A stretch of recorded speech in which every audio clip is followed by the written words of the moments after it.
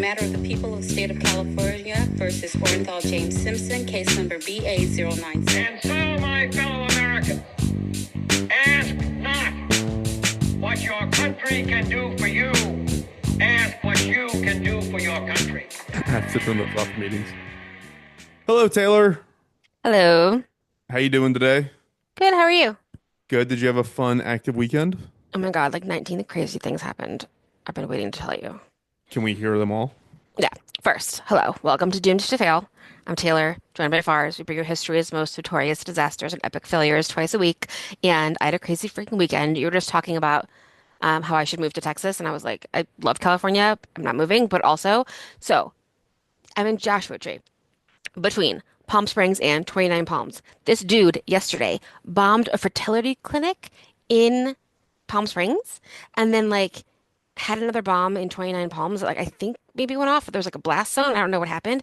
I think the guy's dead, but he was like his manifesto was like I had it wrote down. He was pro-mortalist, which means that life should be ended as soon as possible because it only results in death, which is why he bombed a fertility clinic. And he said having children is unethical because it only exposes more people to future suffering and death. It's weird. It's almost like a nihilist perspective, but Yeah. done He like, extremely badly. yeah. And so that happened. And then today I was at a birthday party at a park, like a public park that's nice, but I know that like some kind of, there's some shady characters that hang out there or whatever. A dude died in the bathroom during the birthday party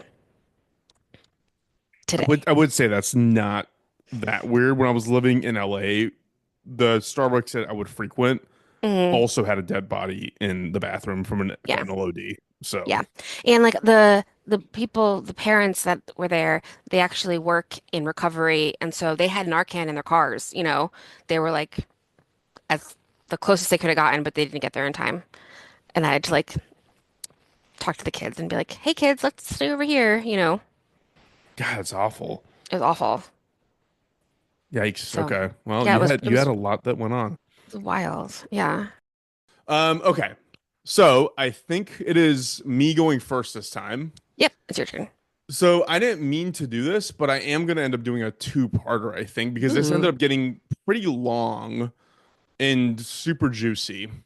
So I, and this is entirely by accident. I just learned like an hour ago that Sanjay Gupta is going to be having a whole special on this topic on Ooh. CNN. It is airing tonight. And I literally only learned it like an hour ago, so I promise I'm not getting Ooh. inspiration from other people. This is straight from my dome. I started getting super interested in organ transplantations and the whole Hmm. process and the multiple different variations of people getting organ transplants, the history of it, and all that good stuff. Ooh. So I'm going to get into a bit of the first half of the story in terms of organ transplantation history, the process, Ew. the donation system within the United States, the country that does it the most, which is not, well, on a per capita basis, it's not the most, it's not the United States, but I'll talk about that later. I'll tell some fun, interesting stories around the topic as well, but the juicy, juicy bit is part two, which is the duress voluntary donations or the worst, which is involuntary donations. Is that like being like taken to a hotel room and put into a bathtub? Exactly. Precisely Ooh. that. Um, there was something I just saw yesterday on the internet that was like, science has enough bodies. I'm gonna donate my body to English Lit and see what they do with it. Which I thought was really funny.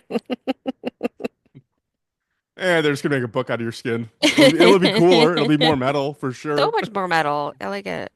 Yeah. So I went through the history of organ donations and organ transplantations in general, and there's a really, really stupid story about this Chinese doctor who did it in like 300 BC, where he swapped the heart of two men, one who was strong-willed but strong in spirit or some Sure, shit sure, with the other sure. guy. It was one of those deals. Like it was obviously not real, and it just sounded like this guy was basically collecting corpses. The first actual organ donation that we can really call a modern organ donation happened in Boston in 1954, and that was a kidney transplant. Wow. The history of organ transplant surgeries was such an insane leap of faith. It goes back to what I told you before, which is like, I feel like back in the old days, life just didn't matter. Like, your life Well, didn't matter. People didn't care about that's their lives. I don't Like think that it's that necessarily. I think like we were talking about the other day with like the death industry, it just was more common. maybe because you saw it more. You Maybe saw part it of the more. death industry was more part of what you did or you saw, you It's like experienced. But before it became what we have now, you experienced it a lot, you know? it's So true. I think that that makes it makes it a couple of things. It makes it like easier to deal with if you are them, and also it makes it less scary and more scary if you're us because you don't see it a lot, you know? Which I think I'm after doing all this, I'm slowly coming to your side, which is we should probably be more closely tied to it. You know what's funny? The other Hmm. day I was thinking about my dog dying. I got really upset and was like I literally worked myself up. Like I Totally. was really depressed about it.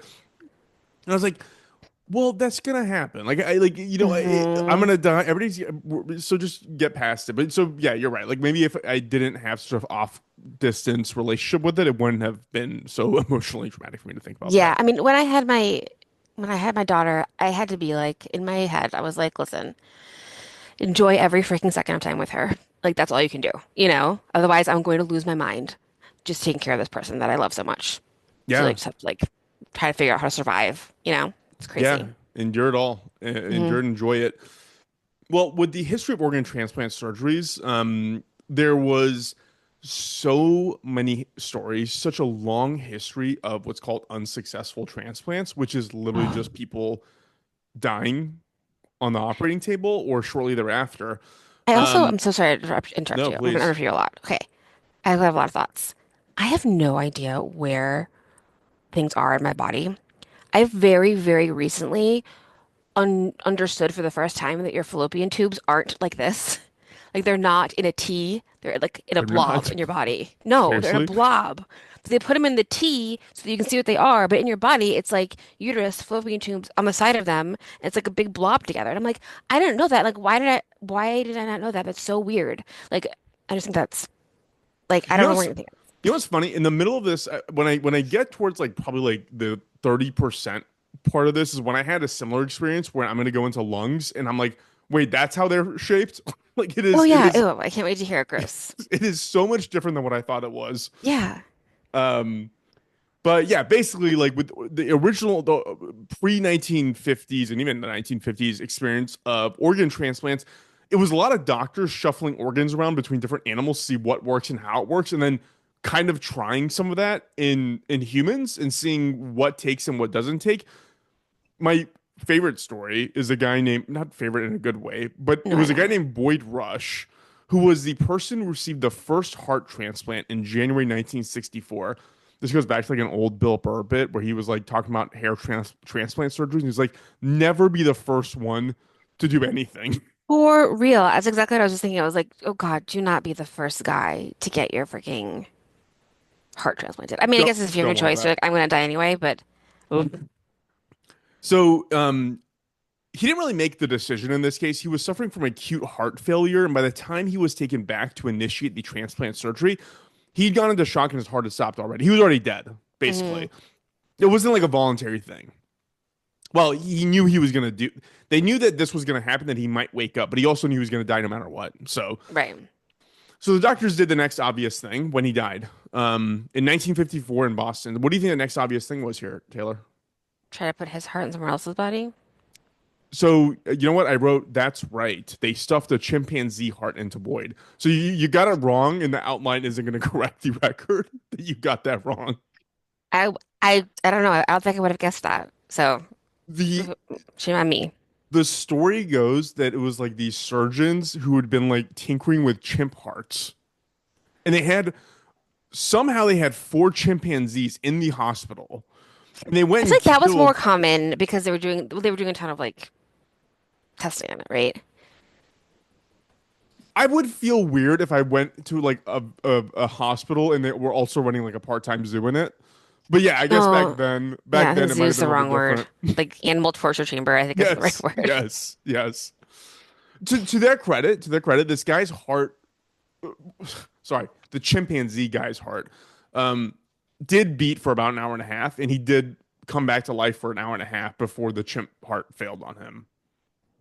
He was unconscious, right? He was unconscious, yeah. The What does it first mean? normal heart transplant, quote unquote, was performed in South Africa in 1967. This one was a guy named Washkowski who survived for 18 days without any other medical intervention before dying of pneumonia, presumably due to the anti-rejection medication that he had to take to suppress his immune system. And that was part of the aspect. It was like because nobody had done this, you're just like tinkering. It's like baking a cake. Like, okay, so if I add like the eggs are the heart, and then the immune suppression is like the flour, and like how long you And there's cook like it is the surgery. also so many veins, So many veins. like insane amount of veins that I'm you have gonna to ask you sew this. together. I'm gonna ask you this. What do you think the most complicated transplant surgery is? Okay, so you're saying like face. I did not do any research on face surgeries because that is kind of a new invention. My So I dad don't always says know. he wants to only donate his face. He's That is kidding. a funny. That is funny. I don't know. All right, we're gonna get to it. We're gonna get to it. I was Okay. curious if you would have any assumptions here. You know what? We're gonna get to it right now because I forgot that the next part of the outline is this piece. The Okay. lungs Oh, okay. You just mentioned that. are a particular challenge compared to all the other organs that have to be transplanted. So it took until the 1980s to really perfect this one. The lungs are the least likely to have long-term success, and the reasons for it are they are the only parts of your body that touches. Sorry, it's the only part of your organs that touch the outside world. You're breathing in air, you're breathing in pathogens, you're bringing in Mm, different things. And the other factor is things like who can donate a lung, who can receive a lung. For example, the recipient can't have any infections or cancers or hepatitis. They can't be overweight. They can't be underweight. They can't have a history of alcohol. They can't. This is fascinating. They can't have a history, a long term history of smoking, which who do you think needs the lungs? right. But if you smoke forever, you damage your lungs, you donate them. Well, you can't donate them, but you can't be sorry, the recipient, the person getting the lungs can't be a smoker, and those are the ones that are most likely to require it.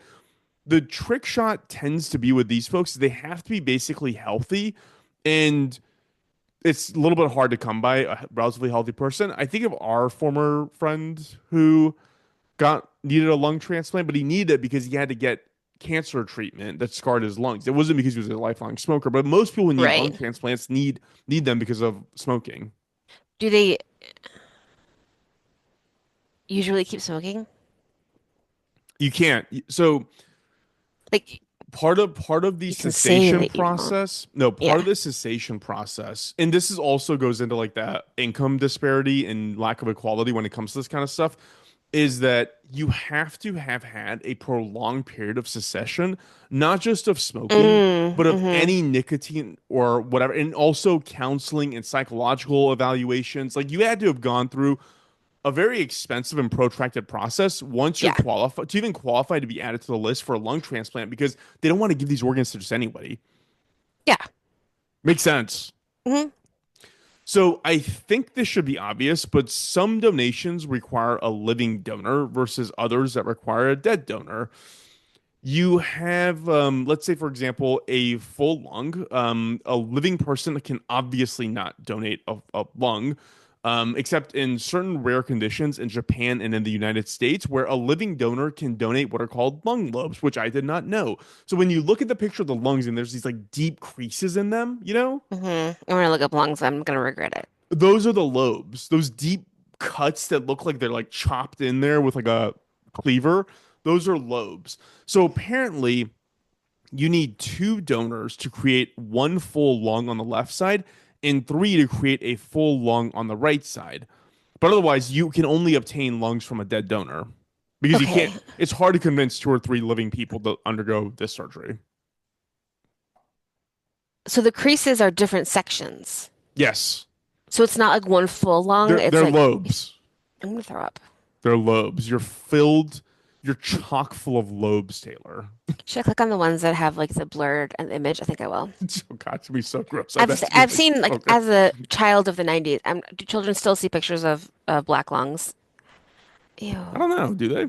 There's also a very Did you ever watch Hannibal, the TV show with No, I Mads should. I Madsen? should probably watch it. I need to start over. I think it was I like watched a couple of seasons. I forgot where I was, but obviously he's a cannibal. But he does this like he is like also a like brilliant chef, in this one. And so they have like really long scenes of him like making this beautiful dish out of lungs. And then I like read an interview with like the set designer, and she had to like make them out of other things, obviously like make them look as much like lungs. I You should watch it, but also you should not eat when you do Yeah, it's or gross. do. It's all gross. It's I so can't gross. do those meats. I can't do lung. I have not Jesus lung. I can't do liver. Like I've tried liver before and I just cannot. Apparently those meats are the best for you though. They're the I most know. I was nutrient gonna say dense. that if you are in a diner party situation, pull out the liver and eat it. That's gonna help you the most. If you're in a what situation? A diner party situation. Honor party situation. Okay, it's fair. Um, so I'm assuming, can you guess the most in-demand organ possible for transplantation? Heart? Kidney. Kidney is the most. So in the US, about 91,000 people are waiting for a new kidney, and there's 100,000 people total on the overall organ donation list. Whoa. So it's a huge chunk of what people need. There are a lot of differences in supplying someone with a kidney versus anything else. For example, if someone receives a complete healthy lung, their survival rate tends to barely be about half. Like it's about 52, 53% for 5 years if you get a healthy lung from someone. By 10 years, a lung transplant person is about 28% chance of survival. The person that we're thinking about, he lasted 11 years, if I remember correctly. Hmm. But I think he also had double lung transplant, didn't he? He did. I think so. He had two different ones. Yeah. Oh my God. Lungs are so gross. Oh. Hey, love the ones you got. Yeah, for real. Stop smoking. I know it's great, but stop it. You don't want to deal with this. Doomed to Fail brought to you by Marlboro. Um, Oh God, remember when the cigarette people would like come into the bars and give you free lighters and stuff and I don't coupons? recall that. In New York all the time, there were cigarette people, and they would come and they would be like, "Hey, try these Marlboros. Here's a Marlboro thing. You can get your points and like get a jacket. You get like Marlboro points." Oh, Marlboro. Yeah, of course. Yeah, yeah. But then there's all these people that were like, their job was to get you to do it. Yeah, of course. I wonder It's how good they are. business. The heart is slightly better on the survivability rate. After 5 years, it's 69% for women and 73% for men. So go men. Although it's interesting because if a man receives a woman's heart, John Hopkins has determined that their survivability rate after 5 years decreases by 15%. And this tends to be because men need larger hearts and there's a different cardiac output based on the size. And so that's part of the Hmm. reason. Also, I didn't know this, but apparently women have way better immune systems. And that's really good for like normal stuff. But Hmm. apparently women are also, what is it, 4 times more likely to develop autoimmune diseases than men because like their body will attack because their immune system works that well that it can attack itself. And also a lot of this stuff, you like I said, you're kind of tinkering, like with how much rejection to take and how much not to take and all that stuff. And so having two different gender organs together can mix the whole thing up. Yeah, I never thought about that. Yeah, I didn't think about it either. Makes sense though, I Like, do guess. you have to have the heart of someone that doesn't seem like size as you? I don't think you need to have the same size. I think they just do the calculus based on your eligibility for it, your compatibility with it, and then hey, like you might have gotten one and you're off the list, and this is going to last you probably 5 years, and the next guy might get 10. We don't know. Right. You just kind of hope for a good one. Yeah, we're going to go into the details of that allocation piece because that is incredible. So I share all that to say that organ transplant in general are like kind of non-obvious and mostly not totally quantifiable in terms of what'll work, how long it'll work, who it'll work for, all that stuff. Like the human body is kind of complicated. Like Yeah, there's it's a lot gross. going on in there. Yeah. So by comparison to the hearts and lungs, kidney transplants after 5 years, you have about 80 to 87% chance of survival. So it's pretty high. Yeah. With living donors, their quality of life isn't severely impacted. So the donor giving the kidney isn't severely impacted. The remaining kidney apparently will grow to compensate for the missing one in a lot of cases. And typically they go back to normal life within 4 to 6 weeks, which is kind of insane. That's incredible. Yeah.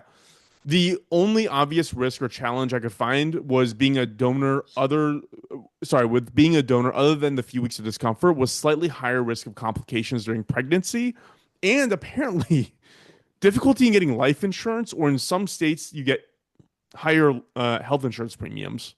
That's it. Fair. Yeah. So that's a little bit of the demand side. Let's get into the supply side real quick because this is where it gets super juicy. Juice E. There are two ways to obtain organs, voluntarily and involuntarily. Let's get to the easiest one first, which is voluntarily with no duress, no coercion, and you're talking to an organ donor. So Spain apparently has the highest rate of transplant surgeries on a per capita basis. And it's interesting because they have, well, part of the reason is because they have an opt-out system. Can you guess what that means? That you cannot. Oh, but it's not opt in, it's opt out. Yeah. Yeah. Yeah, that Every makes sense. citizen is by default an organ donor unless they Yeah. explicitly state that their wish is not to be an organ donor. Mm-hmm. They also accept more donor types than other countries do. For example, they will accept organs from elderly people, which most countries don't. They won't there's a certain cutoff here. Mm-hmm. And also an interesting thing that we don't do here in the US is that they consider the organ donation and organ harvesting process to be part and parcel with the end of life support for somebody. Hmm. That So makes like sense. when you're in the room doing like palliative care, like those people are there with you, well, not probably breathing over you like the Grim Reaper, but still, you know what I'm saying. With like a cooler. I know it's like, hey, Like, we're ready to go. Choppers fueled up. Let's get this show on the road, guys. The US is the highest in terms of absolute organ transplant surgeries, but we use an opt-in system. mm-hmm. So let's look at the donors, starting with the legal framework for deciding who is a organ donor for the sake of being dead to harvest their organs.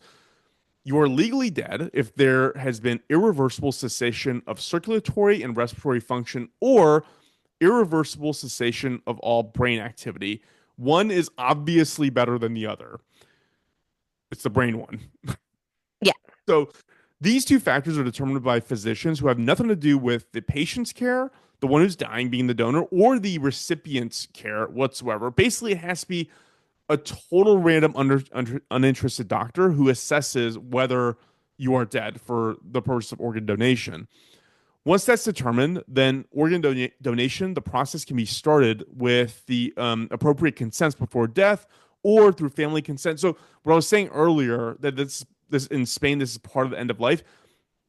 You are dead, then the process begins. So like you're losing time here. Like the window of Right, time right. is Because your gradually body is increasing. decaying immediately. That's why I said one is better because Yeah. it doesn't decay immediately if it's Yeah. brain death. So condition is somebody being brain dead because the heart doesn't depend on the brain to pump. So it just keeps on going, meaning the heart keeps oxygenating the organs that you might eventually want to transplant. Mm-hmm. Then there's donation after circulatory death or DCD. This happens when the person has severe head trauma, but the brain isn't dead yet. These are more time sensitive situations where life support is withdrawn. A 2 to 5 minute window of time is observed to ensure death is not reversing itself, which should have been in the Final Destination movie I just saw yesterday. But Oh, how was it? so fun. Oh my God, I cannot wait. We know the producer. He's someone that one knows from film school, so we're even more excited. Tell him he did great. Oh, I can't wait. And Tony Todd was incredible. I'm so glad that was Just like. Well, I'm sad that he's dead, but like if that was a last movie for him, that's the one for him. so exciting. I almost felt like it was like too good having him in there. Like I didn't know he was in it. That's he awesome. added a gravitas to the movie that was like, whoa, like that you just like kicked it up like several notches, and I was expecting this to be like just a popcorn flick. Wow. So, anyways, you got a 2 to 5 minute window of time. Then you make sure death isn't reversing itself, and then the body's rushing to surgery to retrieve the organs.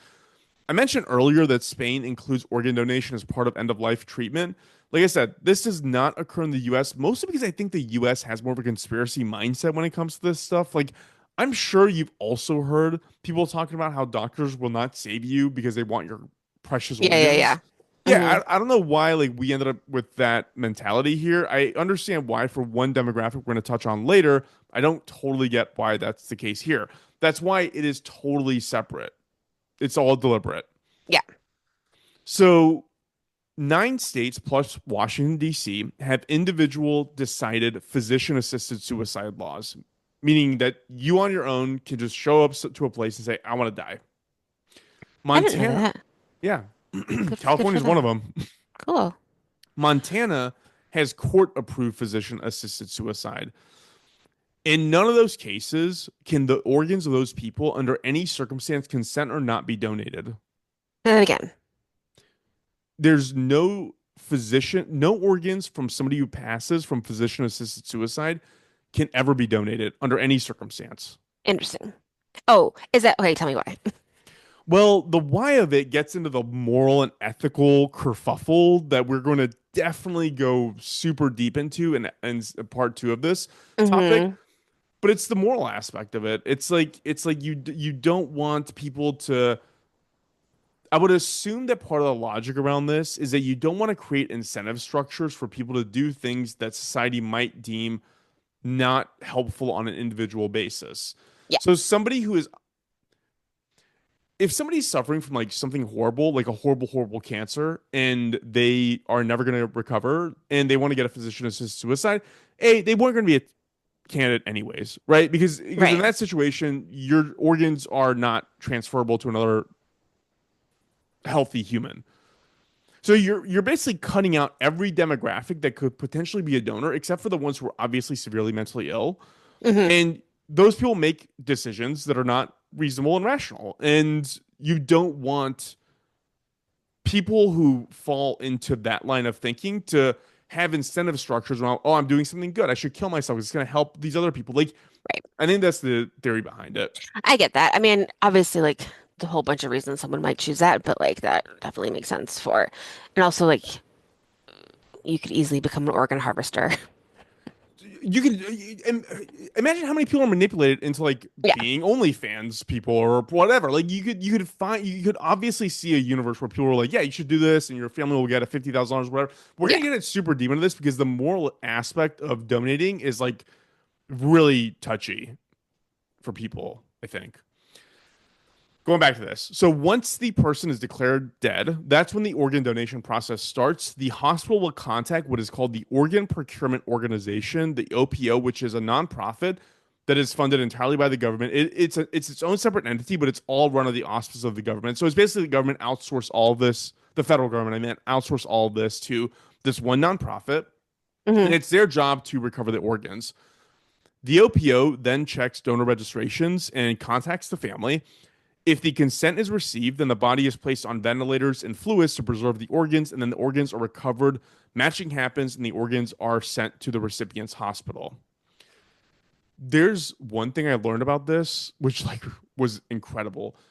Look up "heart in a box" on Google, and I know that we imagine people just running around with organs and like Coleman's little fridge things, like in Oh little coolers. yeah.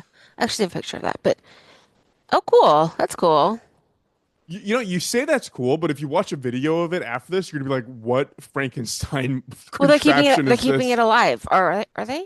They're keeping it. So basically, what this contraption does is it keeps it active. So if you actually watch a video of it, if you see a picture of it, you're not gonna be able to tell, obviously. But if you saw a video of it, it is a literal human beating heart, Right. completely removed from the body and just floating in this box. It is dystopian as dystopian gets. I hate it. But it's a way to keep the heart live, and it's a way to keep it from getting like freezer burn before transplantation. So that's the incentive structure for that. I know you don't remember this, but remember on One Tree Hill when they dropped the cooler with the heart in it and the dog ate it in the hospital? You know what's funny, Taylor? You said that, and I kind of do remember that actually. Out of all the things you've ever asked me, um, so we discussed the class of people that are not one class of person that is not able to donate organs, and that's the medically assisted suicide people.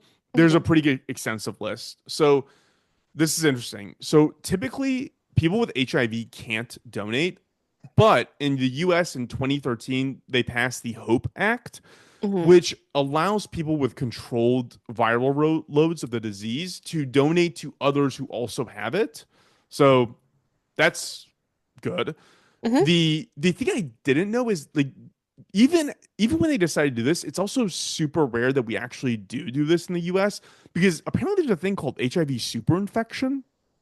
Have you heard of this? No, that sounds bad. It's when an HIV positive person gets infected with another distinct genetic variant of the same virus. Hmm. So they like have to find new ways to treat it because there's now multiples of it. It's like Right. it's apparently so because of this and multiple different reasons, even under the Hope Act, this is super tightly controlled. Like I said earlier, cancer patients, they can't donate because of the risk the Hmm. cancer cell could spread to other people. Anyone with a prion disease is absolutely restricted from donating, zero exceptions. So mad cow disease, that is full stop. That makes sense. Yeah. Also, this one's interesting. So if someone dies like under mysterious circumstances, like their cause of death isn't like obvious, they are also excluded. Or people who are living like a riskier lifestyle, like prostitutes or intravenous drug users, they're also excluded. People who Makes have sense. been, say again. I mean, that makes sense. Yeah. And people who have been incarcerated or died during incarceration are also excluded. Death row inmates can never voluntarily donate their organs. Like that is a no. And again, that goes back to like the moral and ethical aspects of this, which is like, Yeah. tomorrow, what are we gonna do? We're gonna start killing people to get rich people's have these organs. Like that's the whole thing. Yeah. Also, what's really interesting is people who die outside of a hospital and they're far enough away from a hospital, they never get to donate their organs, even if they consented, because they're too far for their organ retrieval. So Oh, that's too bad. yeah, so all the people that, like on in car accidents or plane crash, well, in plane crash, I Hmm. guess the organs tore up anyways, but still. Yeah, yeah. So let's break down the key demographic data of donor versus donor recipients. So the age wise, donors are typically between 35 and 49 years old, and no shocker, the recipients are older adults in the 50 plus age range, which we are rapidly approaching, which is like super weird that it's called an older adult. Um, Gender wise, women are disproportionately represented as 64% of living donors are women. And the reason generally seems to be that like it's for family members. It's like they're more, Hmm. that aspect of it. The recipients are men. They're disproportional recipients of organs. About 60 to 70% of all organ recipients are men. Racially, Black Americans are disproportionately represented on wait lists for transplantation. Hmm. Um, they make up about 14, just under 14% of the overall population, but make up 30% of the transplant list. And some of this has to do with the fact that there's a apparently 3 to 5 times higher rate of end stage renal disease and kidney failure amongst Black Americans than white Americans. Hmm. This part kind of gets a little bit, we're going to dive into this into more detail, but it gets into the socioeconomic disparities around things like donation and transplantation in overall kind of health outcomes because this kind of plays a big deal in it.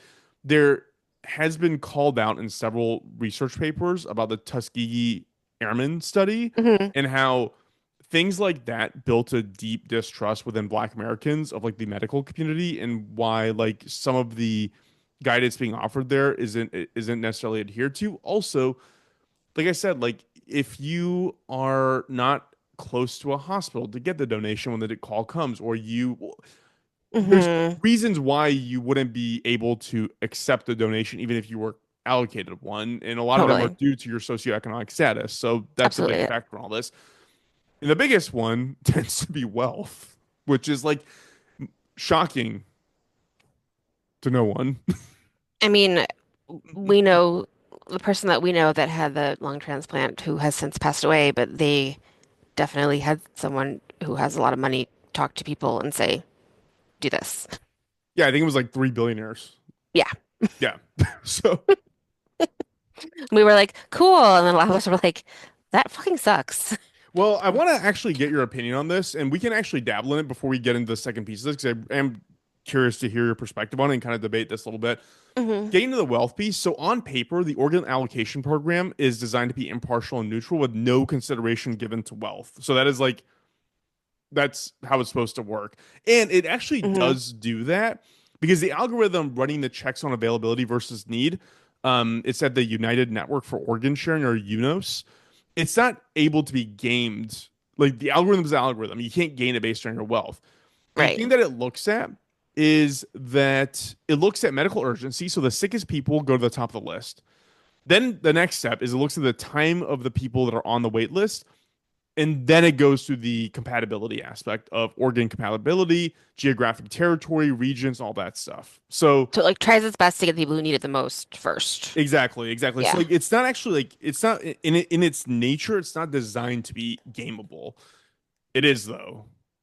So sorry. Sorry, that was funny. You were like, it is though. In various ways. So you can't be evaluated at all to join the transplantation list unless you undergo extensive medical evaluations. You have to consent and do consistent healthcare follow-ups on an ongoing Hmm. basis.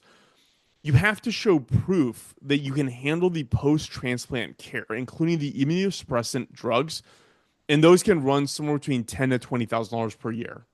Wow. So Yeah. it is an inherently very expensive thing to do, and there are people who were in need of organs that were denied access to the list because they could not fulfill all the requirements of being on the list.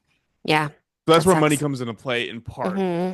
There's other parts where it comes into play because the people who are super duper wealthy, they can afford consistent travel. They can afford homes in multiple locations. They don't have Hmm. to be confined to a specific geographic territory where the donation could occur.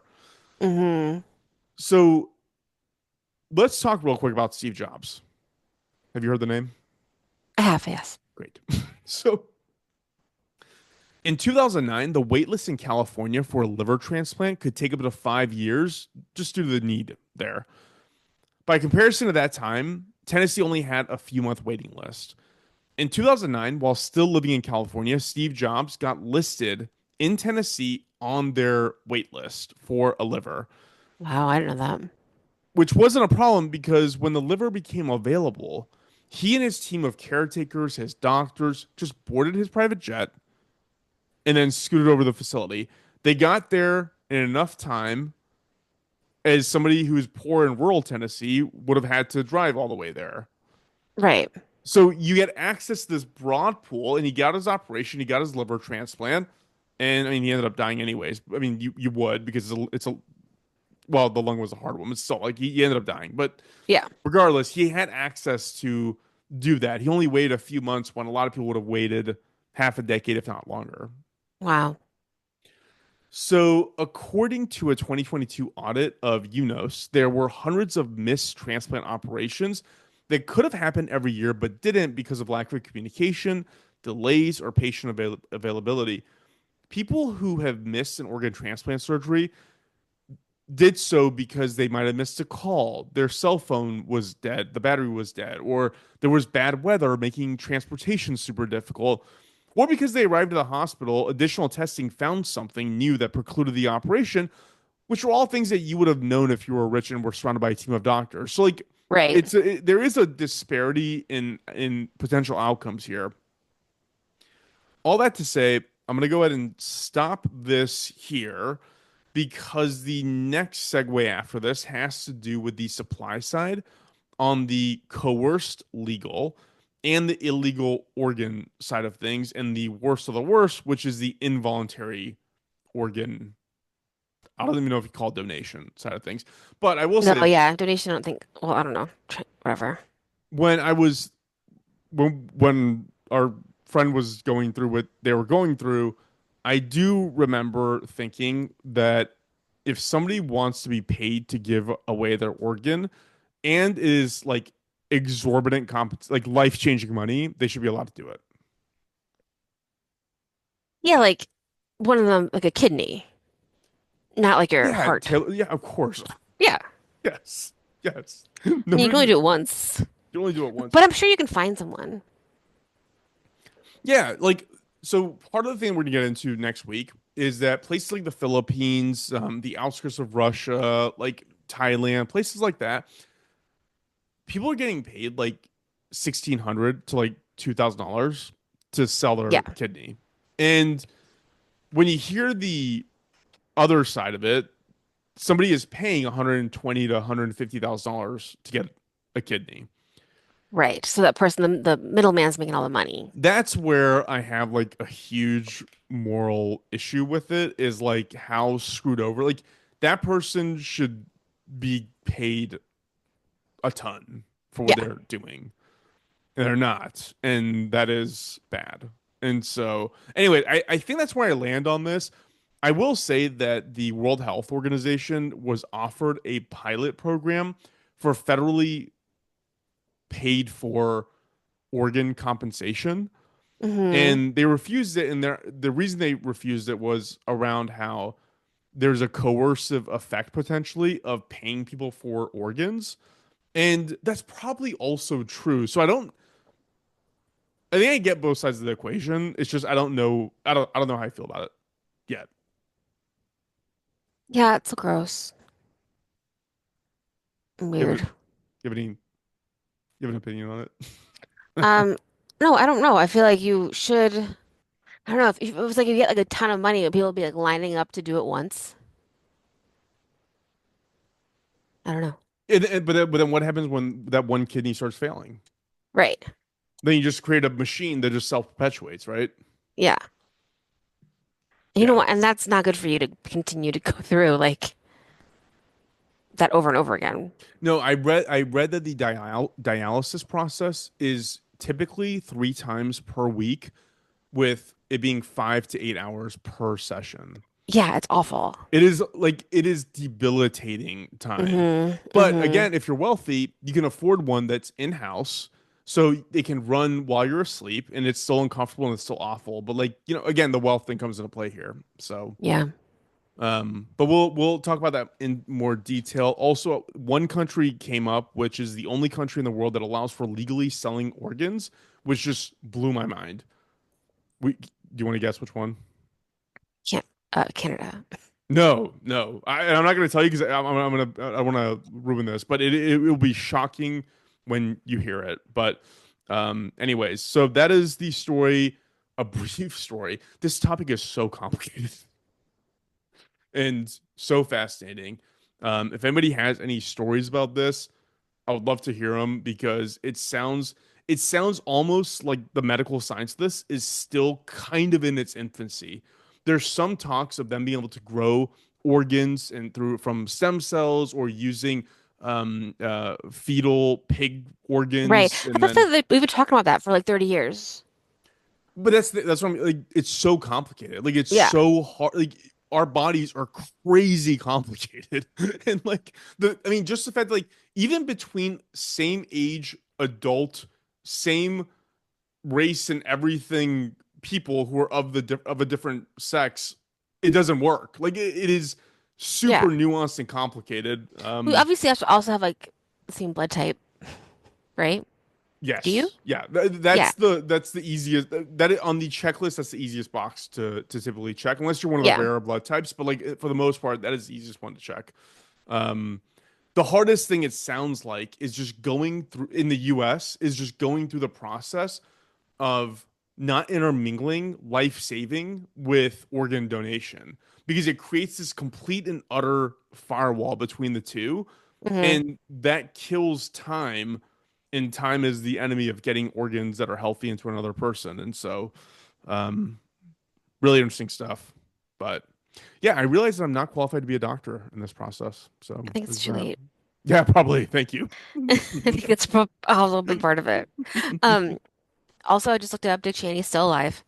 Because he doesn't have a pulse, right? Have you heard he that? so Does I he have like does he have like the only robot heart in existence? he did. So I think he got one heart transplant. But he has like he had like he had a I think his first heart attack was like at 30 years old. He was like crazy young when he got his first heart Mm, attack. But also he was super fat, or Christian Bale played him super fat. didn't watch that. God, I don't know. I have a very controversial thing to say. Let's hear it. We can edit it out if we have to. He looks kind of cute in his Wikipedia picture. Oh my God. Hold on. Just as punishment, I'm not gonna edit that out. He's like kind of like winking at you a little bit, Are like, you looking at oh. Christian Bale or No, I'm looking at Dick Cheney. I don't feel good about this. I'm just sharing it. yeah, he is a very, very let's call him a unique and complicated person. Somehow still alive, despite having a robot heart. Dude, they all went through this. Like, I think like Clinton had like four bypass He surgery. did, yeah. Like all these guys, like that do these like crazy high pressure jobs, except Yeah. Bush. Bush seems chill. I think it's because he smoked so much weed when he was younger.